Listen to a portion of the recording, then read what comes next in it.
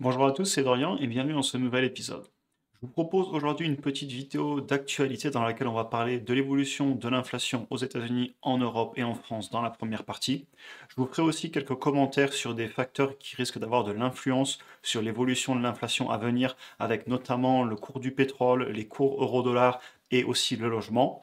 Et en deuxième partie de vidéo, on parle de la reprise des marchés globalement, des obligations qui baissent à cause de la remontée des taux, de la valorisation du S&P 500 et de ce que je fais en ce moment en bourse. Alors je le rappelle d'ores et déjà, je n'évoque pas tous ces sujets dans un optique de faire du court terme ou du trading, ni d'ailleurs pour donner aucun conseil, je le fais par passion. Sachez que j'investis sur le long terme en tant que particulier sur des ETF et des actions individuelles et je partage ici ma vision du marché. Donc voilà, ça c'est pour ceux qui seraient nouveaux sur la chaîne. Et du coup, je vais vous expliquer aussi ce que je compte faire et je partage simplement mon parcours d'investisseur afin qu'on évolue et qu'on apprenne tous ensemble entre passionnés de bourse. Donc on a eu les chiffres de l'inflation aux États-Unis dans le rapport qui est ici et j'ai résumé rapidement par rapport aux attentes du marché sur un mind map comme d'habitude. Donc le marché s'attendait à une inflation d'un mois sur l'autre de 0,4%, donc en comparaison de décembre à janvier et on a eu 0,5%. Et si on enlève l'alimentation et l'énergie qui sont des choses sur lesquelles les banques centrales ont très peu de contrôle puisque c'est des prix de marché généralement l'énergie et l'alimentation, on a fait 0,4 contre 0,3 prévu, donc on a fait un petit peu moins bien que prévu. Et d'une année sur l'autre, on a fait 6,4 contre 6,2 attendu, et on a fait 5,6 contre 5,5 attendu, une fois qu'on enlève l'alimentation et l'énergie. Donc globalement, ça n'a pas été exceptionnel. Cependant, si on va quand même voir le graphique, on voit qu'aux États-Unis, on a quand même eu une très belle baisse au niveau de l'inflation ces derniers mois. Et là, la baisse a ralenti, mais on a quand même eu une légère baisse, et maintenant, on va clairement attendre le mois prochain. Et d'ailleurs, la Banque centrale américaine, ils ont déjà commencé à dire à gauche, à droite, via certains membres du bureau des directeurs de la Banque centrale, que clairement, ils n'avaient pas du tout enlevé l'idée de remettre encore 0,25 voire 0,5 de taux aux États-Unis. S'ils voient que l'inflation ne ralentit pas assez, ils n'en ont pas fini, ils l'ont bien dit. Et leur objectif principal reste de combattre l'inflation et ce sera leur priorité. Donc voilà, il faut suivre ça de près à mon avis parce que si les taux continuent à monter, il est évident que ça a des impacts sur les marchés puisque le risk-free rate, en gros le taux sans risque de retour sur investissement qui est aux États-Unis les obligations et les taux directeurs, plus ils montent, plus les marchés auront tendance à baisser, puisqu'il y a plus de risques. Et si on va faire du 6% ou du 5% en bourse, et qu'on peut faire du 5% sans risque sur des obligations, eh bien évidemment, les obligations seront de plus en plus intéressantes, et c'est pour ça que ça impacte autant les marchés. Voilà, je tenais à rappeler cette comparaison permanente qu'on doit faire entre les taux sans risque des obligations et les autres investissements qui, eux, ont plus de risques, mais en théorie aussi de meilleurs rendements. Je tenais aussi à parler de la modification qui a eu lieu au niveau de la façon dont ils calculent aux États-Unis l'inflation. Et il faut savoir qu'en fait, si vous allez donc sur le site du gouvernement, vous avez ce tableau et il vous donne en fait chaque mois la répartition, plutôt l'impact de chaque catégorie sur le calcul. Donc vous voyez qu'en haut ici on est à 100 et si vous additionnez toutes les lignes, on va retrouver 100, sachant qu'ici vous avez des sous-catégories où on voit le 79 qui est en fait la somme de toutes les lignes du dessous.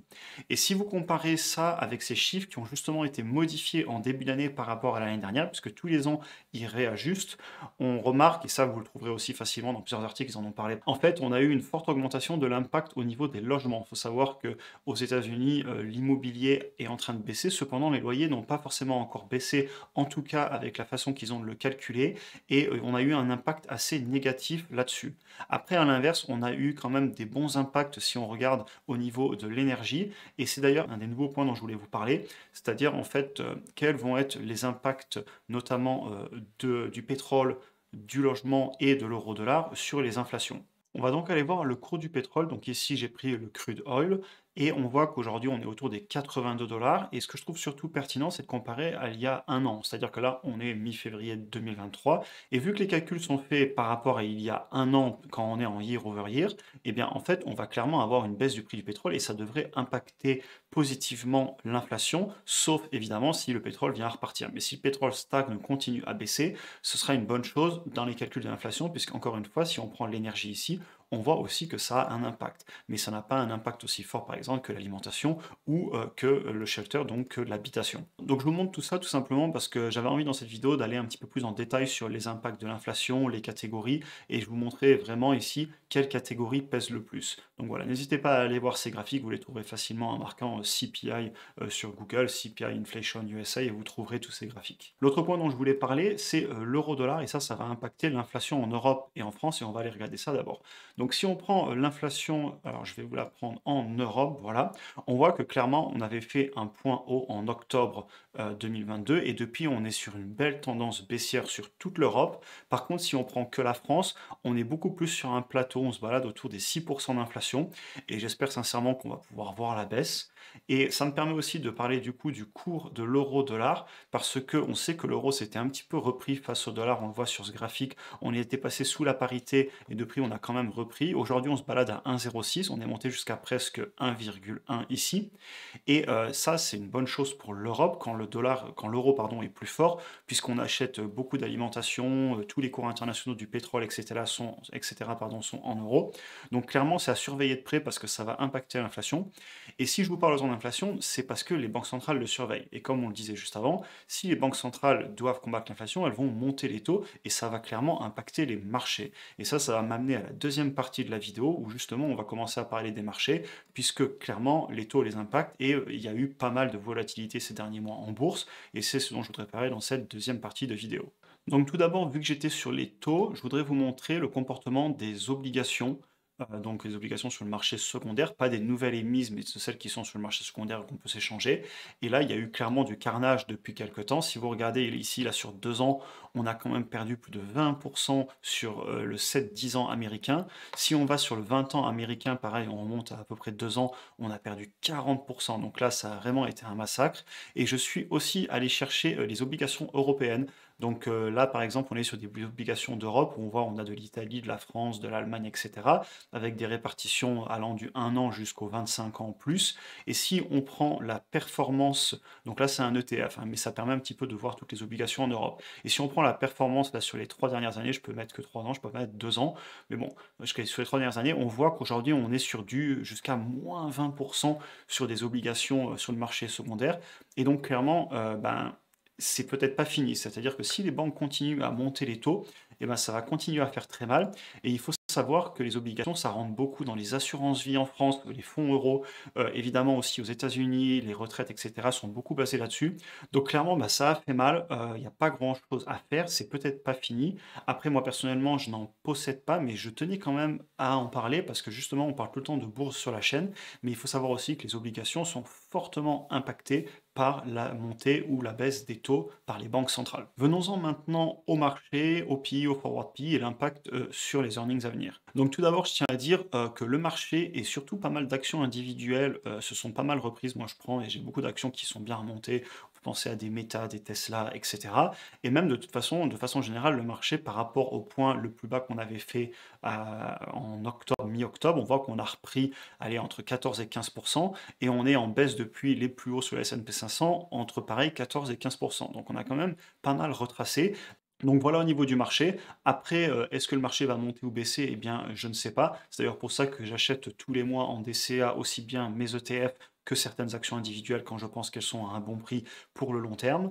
Après, si on a quand même quelques indicateurs graphiques, on voit que la moyenne mobile des 50 jours est toujours sous celle des 200 jours. Cependant, elles se rapprochent toutes les deux assez dangereusement. Donc on va voir ce que fait le marché. Je ne suis pas là pour prédire l'avenir. Est-ce qu'on va continuer à monter ou est-ce qu'on va redescendre?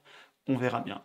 Cependant, ça me permet de vous parler des earnings sur le S&P 500. Actuellement, on est sur un PI, donc un prix par rapport aux bénéfices des entreprises sur toutes les entreprises du S&P 500 à 21,86. Et si on va voir les forward PI sur les large caps, donc sur le S&P 500 large, on voit que on serait l'année prochaine, selon les prévisions de bénéfices données par les analystes sur la moyenne, on serait à 18, ce qui est historiquement quand même assez élevé. Si vous regardez là sur 20 ans, on voit qu'on serait plutôt en moyenne autour, allez, entre 14 et 16 historiquement. Donc le marché, il n'est pas, entre guillemets, pas cher, il n'est pas surévalué non plus, mais il est un petit peu au-dessus de la moyenne historique quand je regarde ce graphique. Et en fait, si je vous montre ce graphique, c'est pour parler justement des résultats d'entreprises qui sont en train de tomber, parce qu'on a beaucoup d'entreprises pour lesquels les chiffres d'affaires sont en ralentissement, voire en baisse, et de la même façon sur lesquels les résultats sont soit en train de stagner, soit en baisse. Et si on regarde donc sur les GAFAM, on voit que les 12 derniers mois, donc en trailing 12 months, en 12 mois glissants, on a toutes les entreprises, donc Google, Amazon, Apple, Meta, Microsoft, qui ont leurs résultats nets, leur net income en baisse. Et si on se met en trimestre, il y a Apple qui sort un petit peu son épingle du jeu, mais ils avaient eu une belle baisse avant. Donc globalement, si on reprend les forward P, le gros point pour moi, c'est est-ce que les entreprises vont réussir à maintenir leurs bénéfices? Parce que les prix ont bien baissé, on a eu une belle correction en bourse, donc clairement, si les prix ont baissé, ça a fait baisser les PI.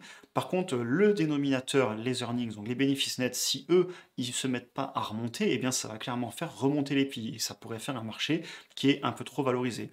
Et c'est pour ça que moi, personnellement, je regarde beaucoup les résultats en ce moment des grandes entreprises, parce que s'ils n'arrivent pas à améliorer leur marge, à continuer à sortir de l'argent et qu'au contraire, si ils commencent à avoir des bénéfices en baisse, eh ben, ça va clairement impacter les valorisations des marchés et donc ça pourrait impacter aussi les marchés. Donc c'est pour ça que je pense que sur les prochains trimestres, il va être extrêmement intéressant de suivre les bénéfices des grosses entreprises du S&P 500 pour voir où on se dirige. Donc maintenant, j'en arrive quand même à ma conclusion. Tout d'abord, moi j'ai bon nombre d'actions honnêtement dans mon portefeuille et même le S&P 500 qui se sont bien repris depuis quelques mois. Ça fait du bien au moral, ça m'a permis aussi un petit peu de souffler et de commencer à remettre de l'argent de côté. Je continue à faire du DCA sur les ETF, même montant que d'habitude, sans me poser de questions.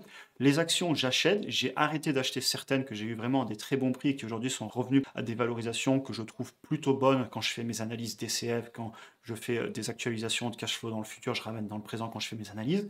Donc voilà. Et après, vous savez, je me prends pas trop la tête. C'est-à-dire que on a quand même eu beaucoup d'émotions pendant plus d'un an, franchement, on a tous traversé ça, et ça a été une sacrée expérience après 2020 et après 2018. Mais d'un autre côté, ben, ça me rend un petit peu stoïque, et je me dis, bon, ben, dans tous les cas, j'investis, mes ETF, ça fait longtemps que je les ai achetés, ça se passe bien, les actions, ça a bien repris aussi, donc je me prends pas trop la tête. Après, donc voilà, je continue d'acheter mes ETF et mes actions, je fais du DCA, et sur les actions qui sont trop remontées, que j'aimerais vraiment acheter, mais où je dois être un peu patient, eh ben je joue la patience, c'est bien, ça me fait un petit peu travailler, il ne faut pas des fois être impatient, il faut aussi savoir attendre que les entreprises soient au prix que l'on vise dans nos analyses. On ne va pas acheter juste parce que l'entreprise nous paraît bien, il faut aussi qu'on ait des prix cibles pour faire des retours sur investissement dans le futur, comme j'en parlais plus tôt, pour faire mieux que le risk-free rate, puisque sinon, autant acheter des obligations. Et bref, on verra bien si ça replonge. Par contre, clairement, bah, si ça replonge, moi je suis prêt parce que ça fait quelques mois que je peux remettre du cash de côté. Et si ça venait à retoucher des plus bas sur le S&P 500, eh ben, clairement, je serai là pour acheter. Donc voilà un petit peu ma philosophie par rapport au marché en ce moment. Et bien c'est tout pour aujourd'hui, j'espère que la vidéo vous aura intéressé. Il y avait beaucoup d'informations que je voulais vous partager dans cette vidéo d'actualité. Je l'ai fait assez souvent.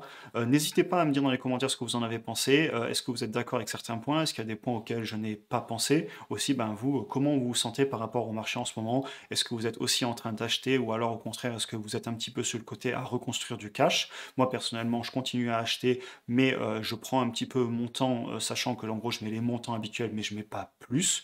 Donc voilà, écoutez, n'oubliez pas de vous abonner si vous êtes nouveau sur la chaîne et si vous voulez voir les prochaines publications. Vous trouverez également des liens utiles dans la description pour approfondir vos connaissances en matière de bourse et de développement de vos finances personnelles si ça vous intéresse. Si vous avez apprécié cet épisode, n'hésitez pas à mettre un petit like, ça soutient la chaîne. Vous pouvez aussi aller me suivre sur Instagram, d'ailleurs je fais du contenu assez différent, donc n'hésitez pas à aller voir. Sur ce, j'ai fait une conclusion assez longue. Je vous souhaite une excellente journée et à très bientôt pour une prochaine vidéo.